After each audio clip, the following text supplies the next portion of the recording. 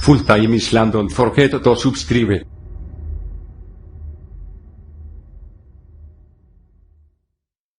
دجال جو ہے وہ ہر جگہ جائے گا، لیکن حرمین الشریفین میں، حرم مکہ اور حرم مدینہ میں دجال داخل نہیں ہوگا، لا يدخلها، حتیٰ کہ حدیث میں آتے والا انقا بها الملائکہ، اللہ نے فرشتوں کی ڈیوٹی لگا رکھی کہ دجال داخل ہوگا تو مار مار کے بھگا۔ اچھا، اب ایک حدیث مبارک میں ہے، حضور فرماتے ہیں کہ میں نے خواب میں دیکھا کہ سیدنا عیسیٰ ابن مریم دو انسانوں کے کندھوں پہ ہاتھ رکھے ہوئے کعبۃ اللہ کا طواف کر رہے ہیں، اور اسی خواب میں نے یہ دیکھا کہ آپ کے پیچھے دجال جو ہے وہ بھی طواف کر رہا، یعنی اب یہ حضور صلی اللہ علیہ وسلم کا خواب۔ اور یہ بات آپ کو الحمدللہ میرے صاحب کا دروس میں کہیں نہ کہیں آپ نے سنی ہوگی کہ ہر پیغمبر کا خواب جو ہے وہ تو وہی ہوتا ہے، وہ تو غلط ہو نہیں سکتا، نبی کا خواب جو ہے وہ تو بالکل سچا ہوتا ہے، وہی۔ اب حضور فرماتے ہیں کہ میں نے دیکھا کہ دجال کعبۃ اللہ کا طواف کر رہا اور عیسیٰ علیہ السلام کے پیچھے، آگے عیسیٰ علیہ السلام ہے، یعنی وہ آگے جا رہے ہیں تو پیچھے دجال بھی طواف کر رہا ہے۔ اچھا، وہ بدبخت دیکھو، کمال اس کا یہ ہے کہ عیسیٰ علیہ السلام نے جیسے دو انسانوں کے کندھوں پہ ہاتھ رکھا ہوا ہے، دجال نے بھی دو آدمیوں کے کندھوں پہ ہاتھ رکھا ہوا، وہ بھی طواف کر رہا ہے پیچھے، اور حدیث کہتی ہے کہ لا يدخل الدجال، کہ دجال جو ہے وہ حرمین میں داخل نہیں ہوگا۔ تو اب کیا ہوگا؟ تو اس لیے اب محدثین نے فرمایا، اسی لیے میں نے عرض کیا تھا نا جی کہ جب جن لوگوں کو قرآن و حدیث کے صحیح مصادر سے تعلق نہیں ہوتا وہ انہی چیزوں کو دیکھ کے پھر ٹھوکروں میں لگتے ہیں، اور اس کا انجام یہ ہوتا ہے کہ حدیث کے منکر بن گئے، کچھ لوگ اسلام کے منکر بن گئے، کچھ لوگ جنت کے منکر بن گئے، کچھ لوگ نار کے منکر بن گئے۔ انہوں نے کہا جناب یہ کیا آپ کہتے ہیں جنت ہے، آگ ہے، نار ہے؟ یہ تو بس یہ ہے کہ اللہ کی رضا اور اللہ کے غضب کا ایک تصور ہے کہ اللہ راضی ہے۔ جیسے ہم کہتے ہیں کہ میاں اگر کسی کو اچھی بیوی مل گئی، صالحہ بیوی مل گئی، اور میاں بیوی کی آپس میں انڈرسٹینڈنگ ہو گئی تو گھر جنت بن گیا، ورنہ گھر جہنم بن گیا۔ وہ کہتے ہیں گھر جنت جہنم تھوڑا گھر ہے، وہی گھر ہے، کہتے ہیں کہ محاورہ ہے، ورنہ کوئی جنت نہیں، کوئی جہنم نہیں۔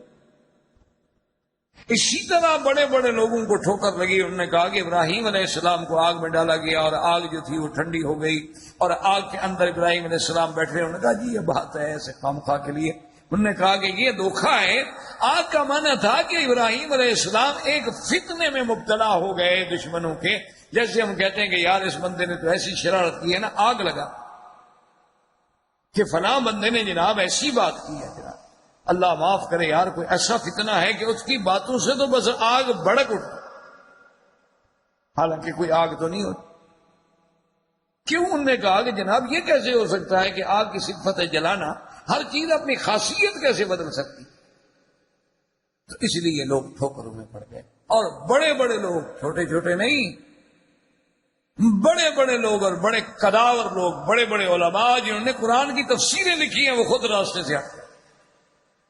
یعنی آپ حیران ہوں گے کہ اتنے بڑے لوگ، قداور لوگ، یعنی فحول العلماء، اتنے بڑے بڑے عالم کے جن کے علم کو دیکھنے کے لیے آدمی کی ٹوپیاں سر سے گر جائیں، اتنے قداور لوگ، قرآن کی تفسیریں لکھنے والے خود گمراہ ہو گئے۔ وجہ کیا تھی؟ کہ مطالعے کے زور سے تفسیریں لکھی تھی، اسٹڈی کی، کتابیں پڑھی، لائبریریوں میں گئے، مطالعہ کیا، 40-50 تفسیریں دیکھیں، اور اس کے بعد خود تفسیر لکھنے بیٹھ گئے، اور جو مصادر علم کا مصدر ہے وہ نہ سمجھے، اس کو نہ سمجھے۔ تو اس لیے یہ بات یاد رکھیں کہ اب محدثین کرام، مفسرین کرام، علماء اسلام، علماء اسلاف، سلف صالحین، انہوں نے یہ ارشاد فرمایا، انہوں نے کہا بات سنو، بالکل حدیث صحیح ہے کہ دجال حرمین میں داخل نہیں، اور حضور پاک کا خواب بھی صحیح ہے کہ دجال طواف کر رہا تھا۔ تو انہوں نے کہا یہ کوئی تعارض نہیں ہے، دجال کب حرمین میں داخل نہیں ہوگا؟ جب دعویٰ دجالیت کا کرے گا، جب اپنے آپ کو دجال ہونا ڈکلیئر کرے گا۔ جب دجال کا دعویٰ ہی نہیں کیا تو پہلے کیوں نہ آئے؟ پہلے کیا مشکل ہے اس کا مکہ مدینے میں آنا؟ ابھی تو وہ دجال نہیں بنا۔ جیسے ابلیس جب تک ملائکہ کے ساتھ تھا، صالحین من الجن، جنوں میں سے سب سے اچھا آدمی، اتنی عابد زاہد کہ اللہ نے ملائکہ کے ساتھ جنت میں رکھا ہوا ہے، تو جب تک اس نے اللہ کے حکم کا انکار نہیں کیا، اس نے تکبر نہیں کیا، اس نے سجدہ آدم سے اعراض نہیں کیا، تو ابلیس نہیں بنا۔ اس سے پہلے تو جنت میں رہتا۔